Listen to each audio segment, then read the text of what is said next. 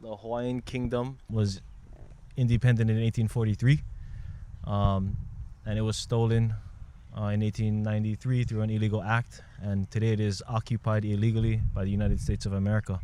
Hawaii is occupied by America. Many Kanaka will claim today we are not Hawaiian. It was a statement that was really transformational, I think, in our people. Made famous by a speech back in '93, I believe, by Dr. Haunani K. Trask. Many of us know and feel the ea that she rouses, I think, in the Kanaka spirit, the Kanaka consciousness. And so ea in this month is particularly important, and it's something maybe to consider as well too in our discussion. Ea is not just the life, not just the breath. We talk about Ea as sovereignty. We talk about Ea as the ability and the right to rule in our native tongue. And so this month is important because the very famous proclamation on July 31st, 1843 by Kaui Keoli Kamehameha Kolu, Ua mau ke ea o ka aina I ka pono. Many of us have heard this before several times. It's most often contextualized into the life of the land is perpetuated in righteousness. It's close. Many of our Hawaiian nuances in Olelo Hawaii allow for it as well too. But what's specifically important in July this month is that we also have an incredible moment to celebrate justice and to stand up and to stand with Kanaka Maoli nationals, some of which Christians have been some of the staunchest. Aloha Aina. And part of their genealogy is also, I believe, reflected in the Kuleana that all Christians possibly share, all humans share. And so this day, in July 31st, 1843, at the closing of a illegal occupation of 6 months by the British by a man named Lord George Paulet, Admiral Richard Thomas of Richard Thomas Square, those of you guys who live in Honolulu, at a ceremony in the middle of what was then rural Honolulu, a official with about 2,000 Lohaina subjects in attendance, Admiral Richard Thomas Lee formally returned Ea, the sovereignty, the right to rule, the life of the land which they speak of, to Kaui Keoli and to the people of Hawaii. And 1843 is an important year for all Kanaka to know.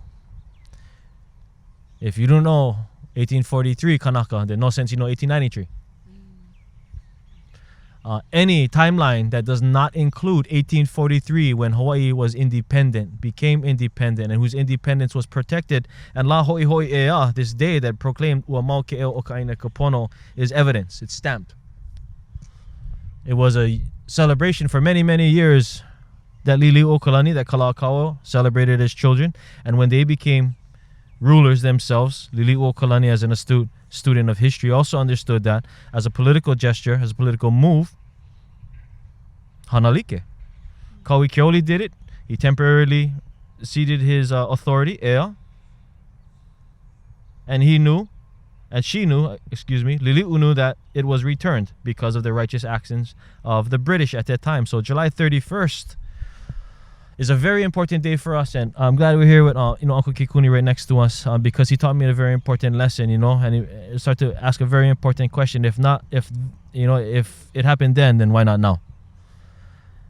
And if the civilized countries of the world, quote unquote, were able to see this grand injustice, and our people were able to work diplomatically to resolve a situation rather than put their people at harm's way, Liliuokalani likewise chose the same political path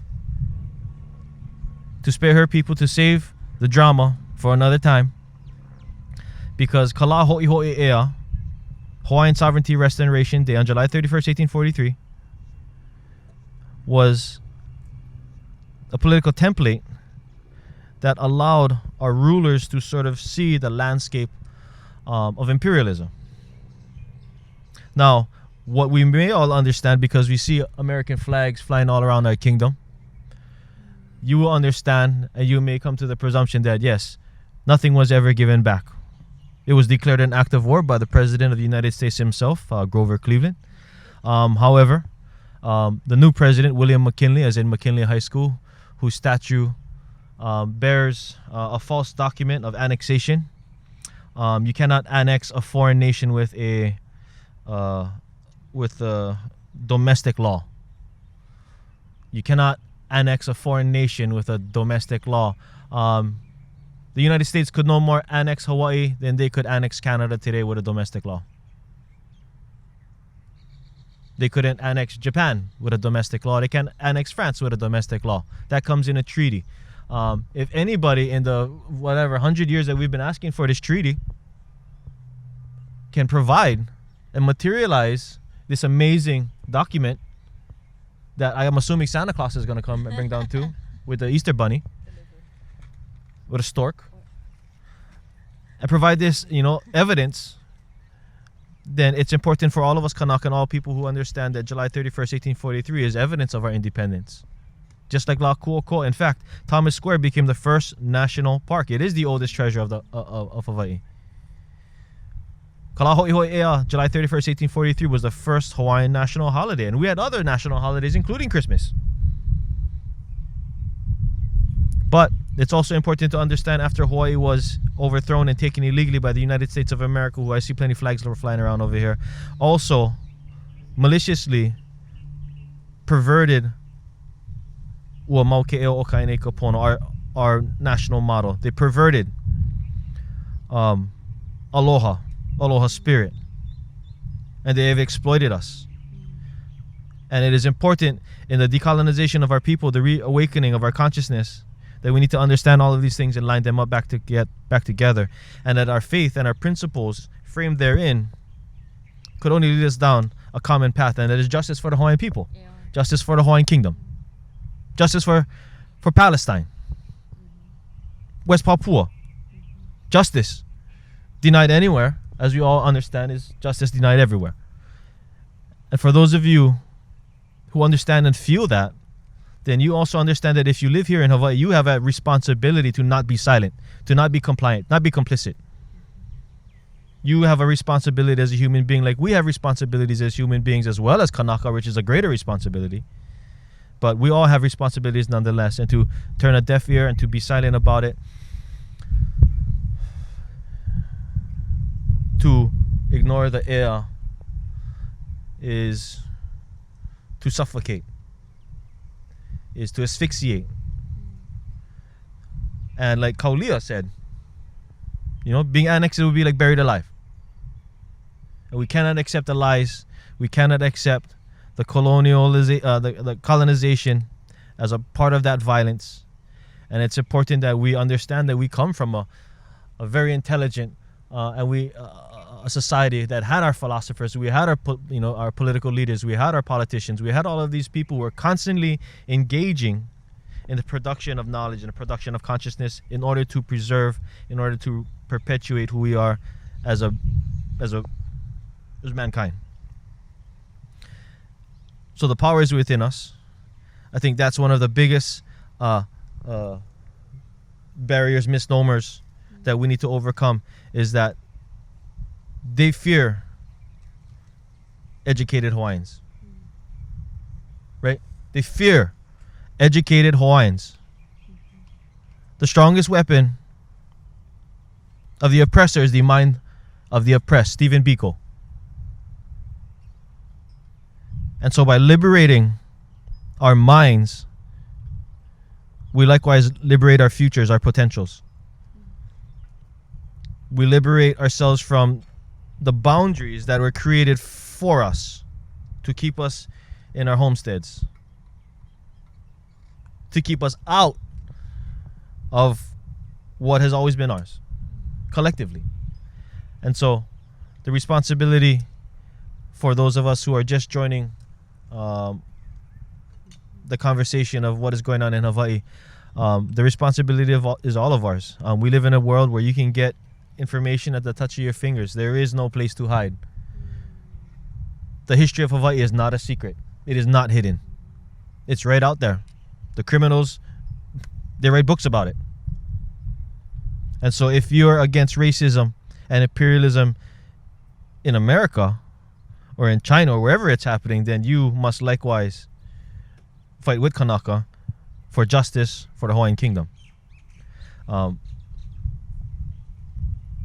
our people, we have a greater and a deeper kuleana responsibility because it's our bones and our blood and our mo'okuauhau in these lands that give us the authority, the responsibility, the accountability to make the right move. Those of you who are joining us and plan on putting your EV in this ground, well, tagged, you're it. Now you're on our team. And I think that's an important way to approach, and there's people I don't like too. Plenty of people I don't like. But I think the strength and the power that we have and the truth about our people and the truth about what happened to Hawaii cannot be ignored. It cannot be suppressed. And it's our responsibility collectively, to pass this responsibility around. Because our strength, like our va'a paddlers, our strength is our togetherness. No one guy can paddle this whole thing by himself. You cannot wait for the Messiah to rise from the kind. We are collectively that body. We must rise to the occasion. We must find that power within ourselves, the power within our people, to be holy, to be manaful, to be more powerful than we've ever been. We could ever be by ourselves. And I think that's maybe where the lines of faith and church and spirituality and civics, really start to blend each other in and become woven into the fabric of who we are as a people, And the more threads, the stronger. The more vibrant, the more beautiful. And it takes skill to weave, all of these different energies, philosophies together to create something that was always divine to begin with.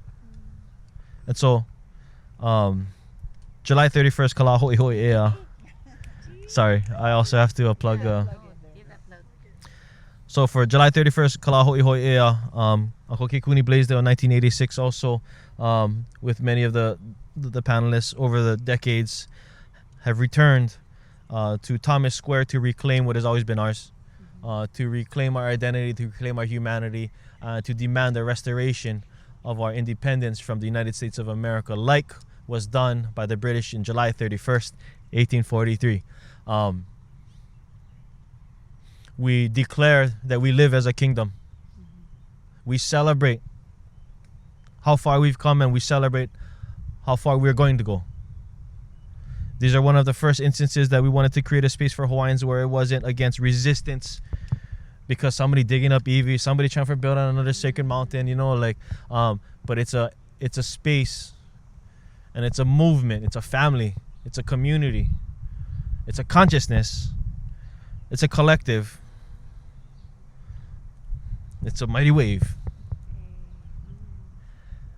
And we encourage you, as you make yourself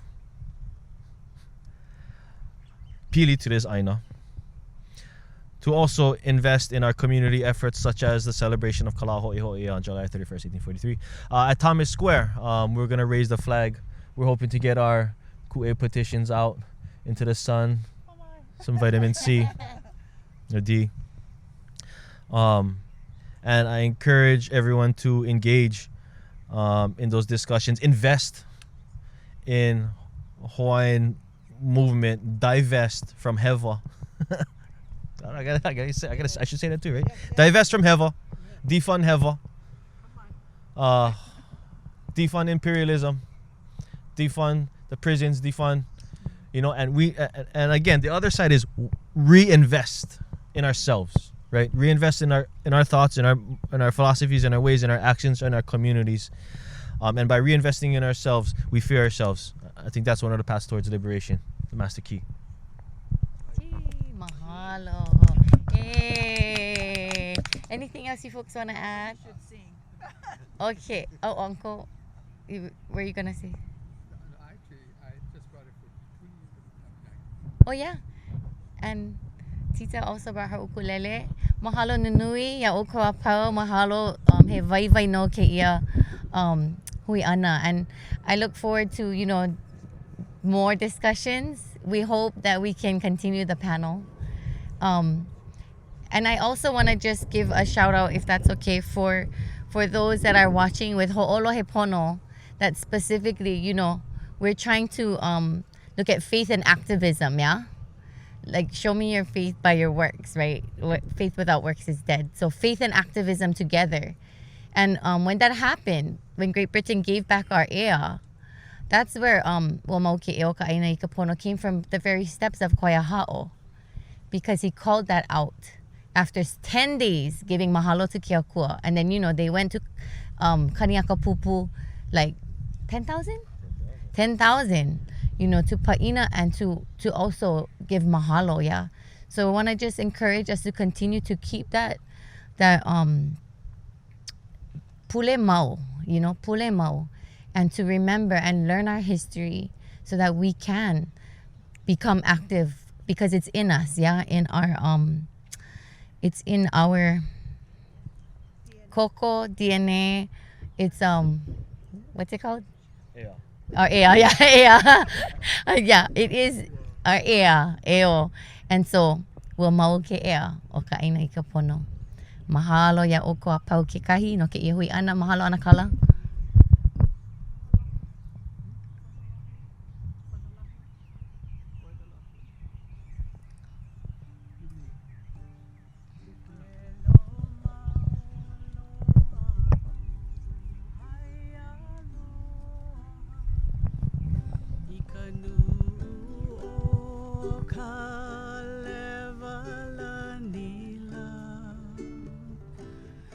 Ai maluhia